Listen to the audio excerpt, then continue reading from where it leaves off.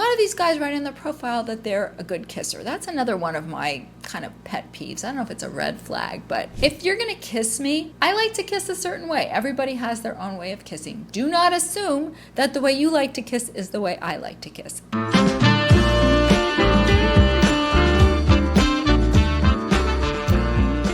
Things I wish I'd known when I started dating. The first is when somebody is still really angry with their ex. Understandably, some of these people are pretty horrible. They alienate the kids. They really try to screw the other person. But I think it's really important that the person you deal with is actually able to cope with that, and that it has just sort of become part of their life and their relationship with their ex and their kids, even if it's lousy, but they're not constantly, yelling or not yelling, but like angry about it. I find that really, really difficult. Someone who is not quite divorced yet. I have a friend who's been in a relationship with someone for over 7 years who has been getting divorced since she's met him, and it's always been something holding it up, and she wants to get remarried and no kids involved, and there's still this constant battle that he has with his ex, not quite ex-wife yet, so that line. And then I had a situation where I was dating someone who was separated for 4 years, swore up and down he'd never get back together with her, it was just a formality, and he got back together with her. So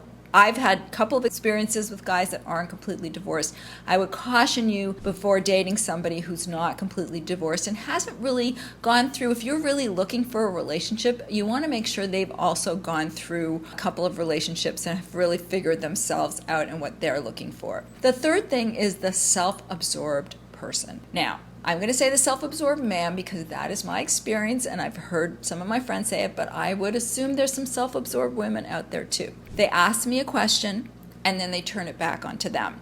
Recently, I was on a date. We were together for a bit. He was pontificating about something I can't remember, and I said, well, tell me about your work. Told me about his career, and then he stopped the conversation.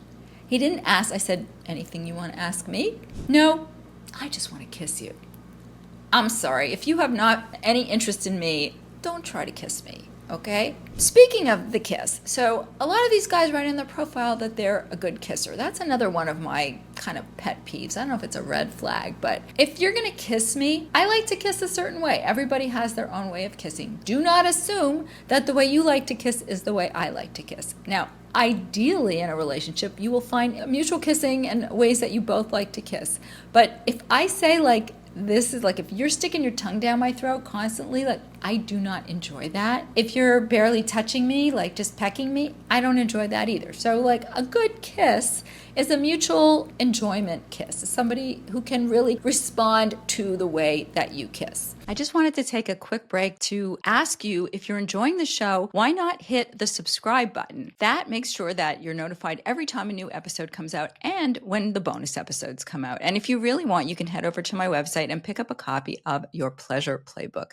Now, let's get back to the show. Another one that is bothersome to me and actually quite surprising is someone who is in their late 50s or 60s and is not financially secure. Now, I made the joke with my girlfriend, he doesn't have to have a private plane. Of course, everybody would love that. But in all seriousness, someone who has gotten to this point in life and doesn't have some financial security. It can be a paycheck, it can be a pension, it doesn't have to be millions of dollars in investments. But a sound financial person is really, it also shows their ability to kind of get their life together. You don't want to be supporting someone. My girlfriend gave me this expression, you don't want to be a nurse or a purse, right? So as long as he can support himself, that's fine. I don't need anyone to support me. You may have a different situation, but you want to make sure he's also financially secure. So the first one is to make sure that he's divorced. The second one is to make sure that he's not self-absorbed.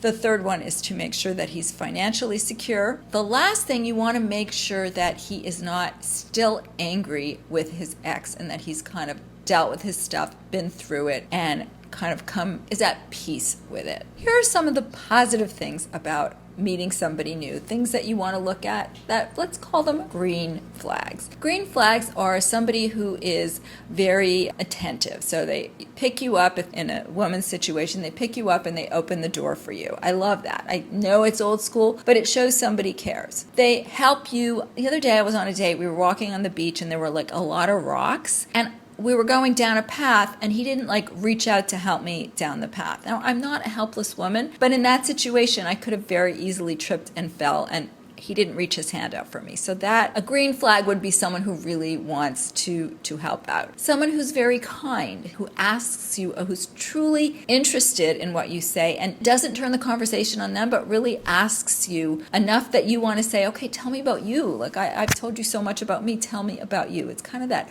really nice feeling. Green flag is someone who has a really nice relationship with their children. Whatever the age of the kids, you want to know that your partner is in a good relationship with their children. Now, that is not always easy. I've gone through ups and downs with my kids as well, so that, you want to think about the reality. But if somebody is really in a bad relationship with their kids, that could be a signal that there's some communication issues. Same holds true for the ex-wife. If they have a good relationship with the ex-wife, that is not something to be jealous of. It's something to look for, because it doesn't have to be loving, they spend the holidays together, but kind of like a détente, like a good peace with their ex is a really nice thing. And then when somebody says please and thank you and writes you a little note at the end of the date, obviously if they're not interested, it's always nice when someone says, thanks, had a great time, don't think we're a match or chemistry. But if they do like you, like had such a great time, would love to see you again, and they actually ask. So those are some of the nice things to look for in somebody who looks out for you, holds the door, makes sure you don't trip, somebody who's curious and interested in you, who gets along with their ex, gets along with their family.